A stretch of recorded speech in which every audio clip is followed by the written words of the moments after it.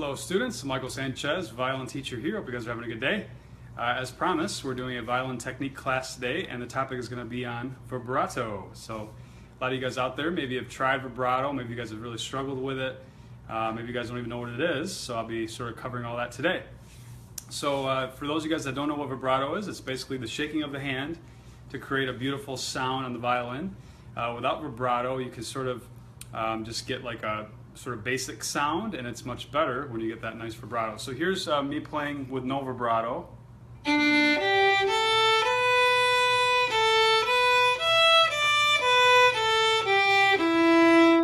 right, here's me with vibrato.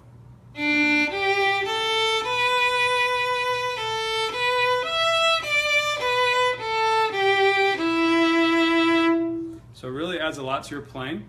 But a lot of students really struggle with it. So we're going to be going over some tips, some step-by-step tips of what you guys should be doing to really practice it.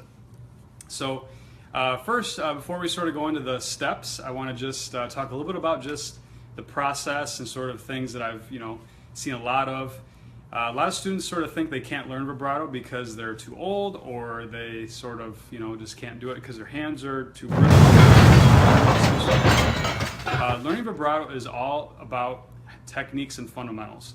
So if you're able to actually have a good setup with your left hand, you're going to have a much easier time learning vibrato than somebody that sort of has all these bad habits. So first, let's analyze to make sure you guys don't have these bad habits, as that's sort of the key to sort of first learn how to do vibrato properly. So the first thing is I want to make sure you guys are not using your arm to sort of force any sort of violin notes. So I see all the time when students have certain notes, they sort of force their arm to do something different.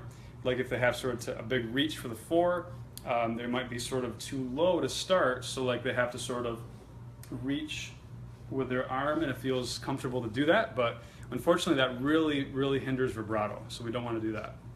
So sort of make sure and shake your arm as you're playing just to see where you're at with that. That's going to be really important. The next thing I want to make sure you guys are not doing is pressing too hard into the fingerboard. So all the time students do that, where they're only supposed to press this much, but they press way too hard. So if you see fingers sort of pop up in the air when you're playing violin and trying to do vibrato, that's a sign that you probably are pressing too hard, and that's going to really restrict your vibrato. So hopefully if you guys are sort of making sure that you're not tense, your hand is high enough is another one. That's going to really sort of get us lay a nice foundation that we need to start to learn vibrato.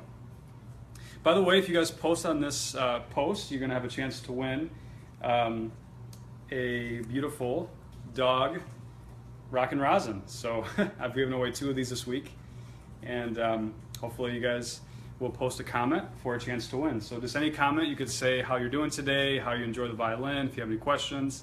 Actually, we'll take questions at the very end for anybody that's watching, so feel free to do that.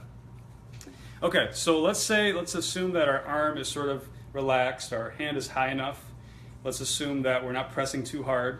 So the first step to learn vibrato is to work on consistency. So to be able to do that, we have to decide on which vibrato we're going to actually attempt. It's either going to be us doing arm vibrato or wrist vibrato. The way that I like to explain this is that I think arm vibrato is much better because it allows potentially more consistency, whereas wrist vibrato is sort of harder to do consistent. Consistency is really important because it makes that vibrato sound nice and luscious, nice and consistent. The difference would be this is non-consistent vibrato, sort of a little bit higher waves or bigger waves, but we want it to be just consistent, more like this. And in my opinion, that can be done a lot easier with the whole arm and not as easy with the wrist. But there's some really good violinists out there that do really good wrist vibrato, including Etsy, all these other very good violinists. So it's not impossible, and definitely you can do it that way.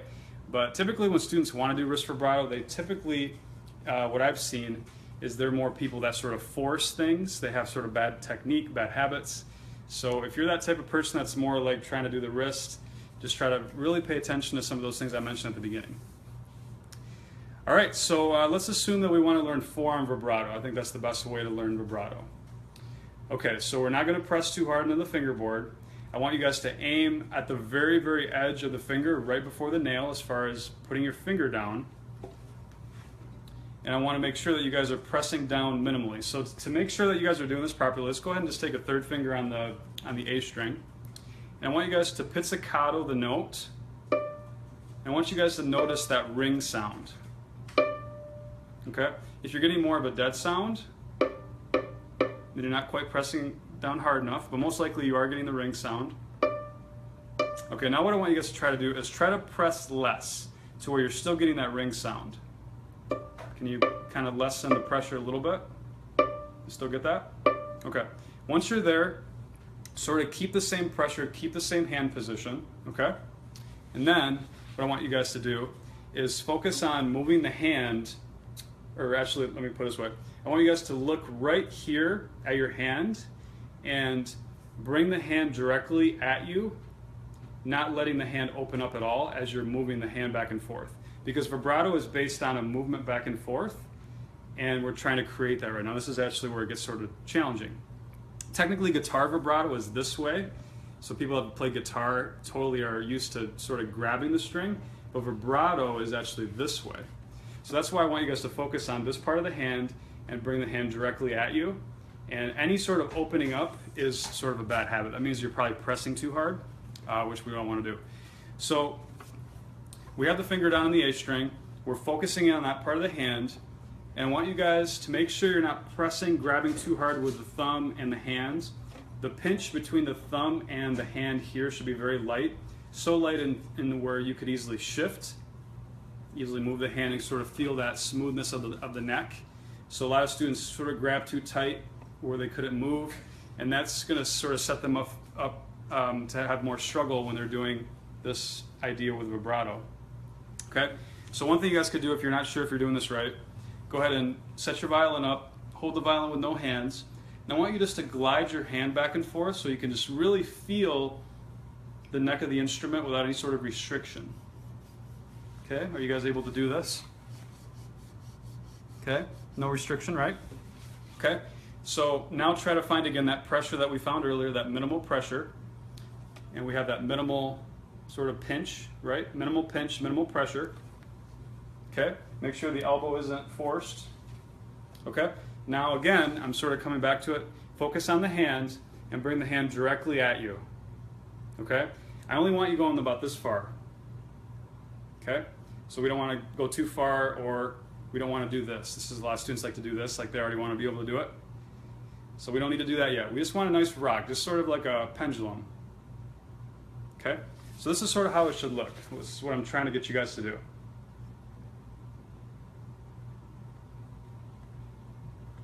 I don't want you guys to do this. See, I'm opening up the hand. Focus on that hand coming directly at you. Okay? Now, if you're doing it properly, the hand from the fingers down, so anything right in here as far as the hand, should be very relaxed. Okay, the number one bad habit of bad vibrato is students tense up something from here on down. Everything I'm circling right now, there's tension, okay? So if you were asleep, if you were taking a nap, pretend like you are, how would your hand feel? Okay, go ahead and just sort of feel your hand.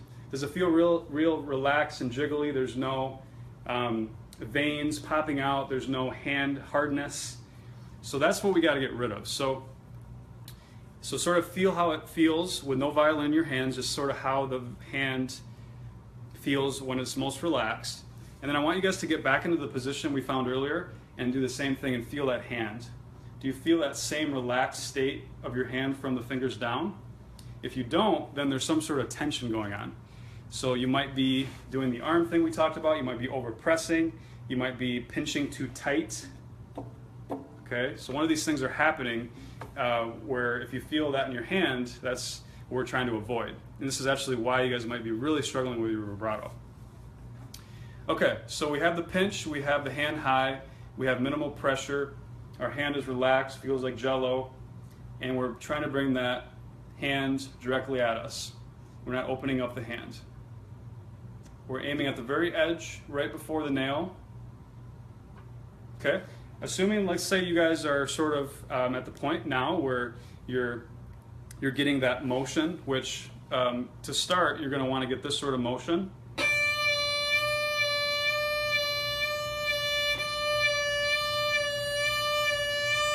Don't try to overdo it. Don't try to go like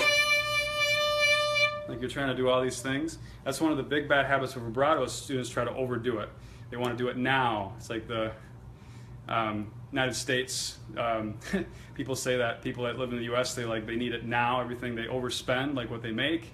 It's like that, I need everything right now. So it's sort of the same concept. It's like you want to learn it right now, and I would love for you just to be able to learn it right now, but it's going to take sort of a few days at least to sort of get that foundation. And I normally say to students it takes about 18 days of regularly practicing this, but technically that's not that long, right? It's less than a month.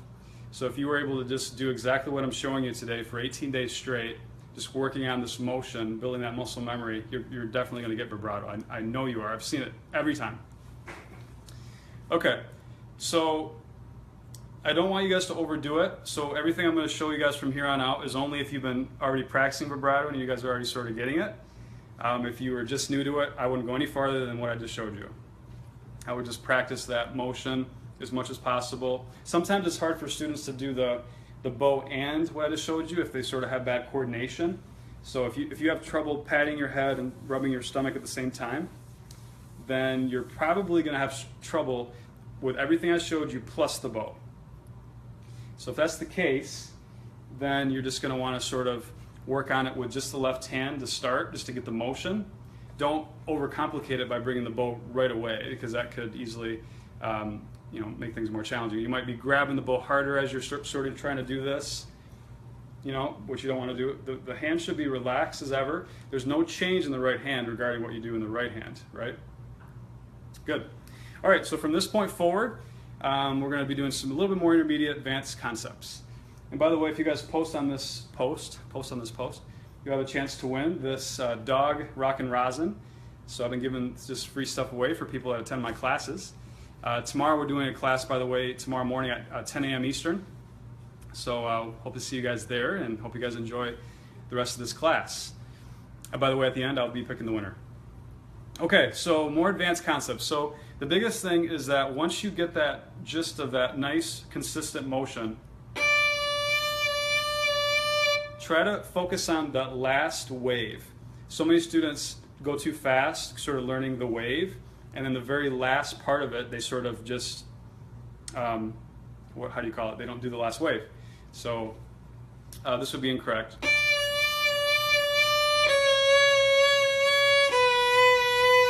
Like that. So we want to do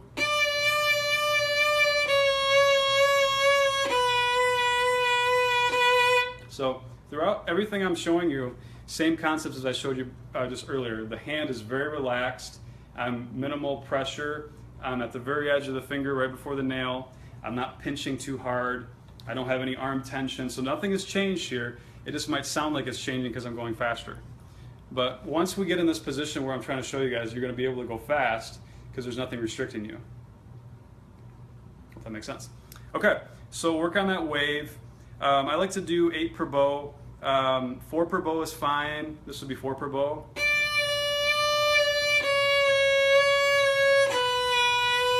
And speeding up to.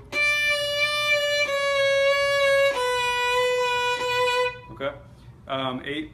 Let's do a progression of 4 per bow. Let's do 4, 1, 2, 3, 4, and then let's do a progression, similar, but do 8. Third finger on the A string.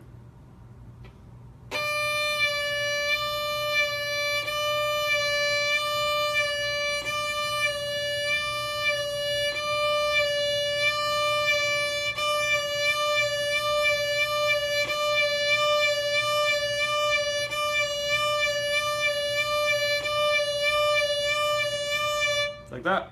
So if you guys are able to do that, that's going to turn into eventually. Good. Okay, so working on waves per bow is really, really helpful. I suggest doing this sort of the beginning part of your practice sessions. Normally just for a couple minutes even if you do that, that's going to really add up. But you have to make sure that you guys are working on the fundamentals. You can't overdo like I want to do 16 waves per bow, and then other things suffer, like the hand starts to press. It's amazing just how hands and bodies want to work different when things get more complicated. Technically, it's like that with even with me. I've been playing violin for 26 years, and when I want to learn or play a really, really hard concerto, there's things that happen in my body that sort of want to tense up because it's really, really hard what I'm trying to learn. And that applies to every level. So you're never just going to hit a level where it's like you're just always perfectly relaxed and can do everything perfect.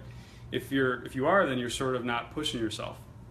So what I'm trying to say is just that you guys, no matter what happens, are going to struggle with tension in some capacity. Some people more than others.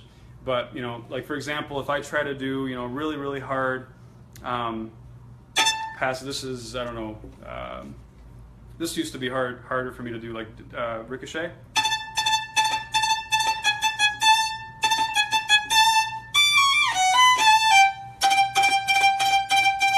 But when I used to do that, I would tense up my hand or do something different with my arm. Even though I technically normally do it fine, it's easy to sort of tense up when something's new. So don't add too much on if you're sort of at this level. Don't think that the only way to have success is to do exactly the hardest parts of this lesson, like to do 16 per bow or 8 per bow. But eventually, yeah, 16 per bow is sort of the ideal, which would be, I'll do 4, I'll do 16, 16, 16, 16. It would be,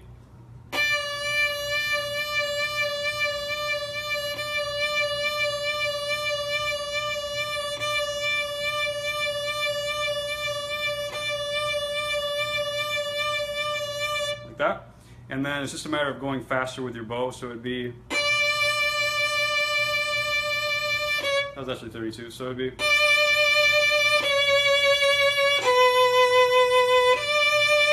and then to make it harder, it's actually maybe changing fingers, but nothing changes regarding pressure or idea of what you're doing, what I showed you earlier. So just because I'm adding fingers on doesn't mean that I tense up all of a sudden when I change to 1 to 3 or to the 4.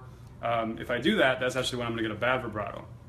So if you guys struggle to keep your finger angles back, if you struggle to keep your knuckles up, if you struggle not to overpress, if you struggle to pinch too hard, all these things lead to a lot of problems with your violin playing, but definitely vibrato. So I never really mention vibrato as far as like, hey, you need to learn vibrato now.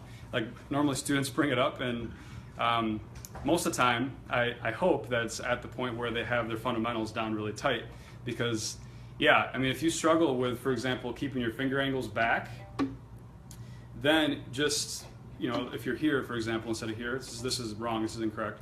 So right now, there's nothing I can do to reach that 4 other than to really push hard and sort of force it, okay? Naturally, my hand is going to force, my hand's going to get tighter.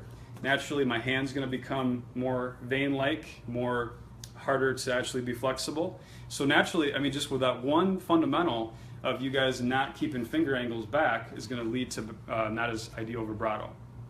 So try to pay attention. One way to test finger angles is to play first finger on the E string and then put a 4th finger down on the G string and leave your first finger down and see if you can actually find both of those notes without actually lifting your fingers.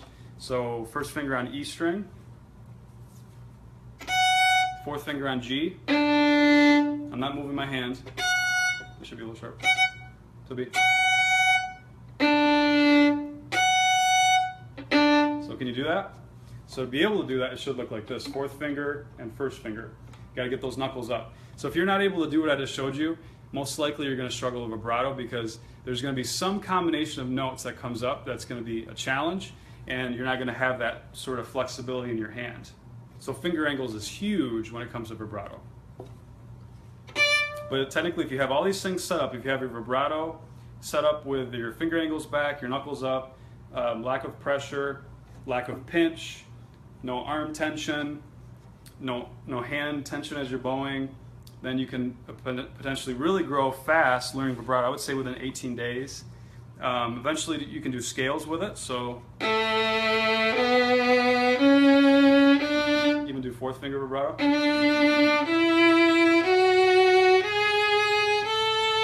So why is 4th finger vibrato harder than normal finger vibrato? The reason is because it really takes having that good finger angle And also students tend to hog the string with 4. So instead of putting their 4th finger down right on the edge of the string, they tend to sort of hog the string, and that requires more pressure down. So when there's more pressure down into the string, that creates more hand tension, that creates more overall problems with vibrato. So that's why students struggle with 4th finger vibrato. But technically it's just a finger, right? It should just be like all the other ones. But yeah, so this is me having a tense 4. Sort of hard to vibrato, but if I keep it relaxed, nothing's different than I showed you earlier.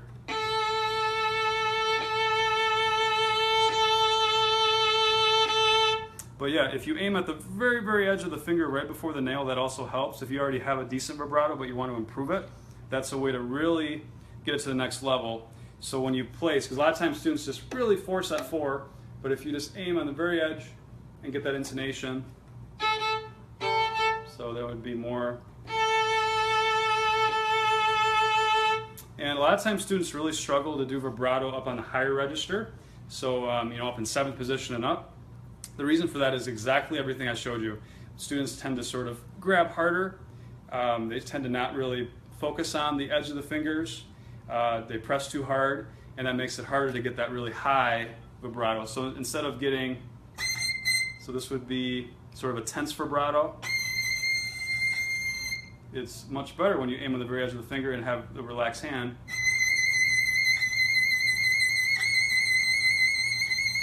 So that could never be done if I was tense. So just broke some glass there. All right, hope that helps. I'm going to take some questions from the audience. So if you guys want to ask a question or two, feel free to do that. I'm giving away a free rock and rosin to anybody that comments on today's video. So I hope you guys have been enjoying my group classes, or sorry, my live classes. We're actually doing group classes starting next week. So if you guys are interested in that, we're going to be posting information about that on our adult violin learning page. It's facebook.com/groups/adult violin learners. You can also just put in the search bar on Facebook adult violin learners, and it should come up. We'd love for you to join. All right, so let me see if I can find any questions from you guys. And yeah, as I did yesterday, you guys can see my cats as I scroll. So that's my cat Forte, and you guys just saw my cat Snowflake. Wow, there's not many comments. I'm surprised. You guys must not want to win a rock and rosin, unless there's something I'm missing. I don't know. It seems to only be about 8 comments. Okay, so no questions. I see Fran said Ricochet was amazing. Appreciate that. Okay, well, if you guys don't have any questions, then maybe I'll just wrap it up with a few sort of statements about vibrato. So yeah, I really think you guys can learn it. I think, you know, I don't just think, I know everybody can learn it. I've seen adults age 60 plus learn it from scratch. You know, technically younger kids might have an easier time, but that's just because they're sort of not tense of people. Like older people tend to sort of tense up, like, oh my gosh, I'm learning vibrato, whereas kids are just like, oh, whatever, vibrato. So it's not so much based on the hand, it's more based on just sort of mental.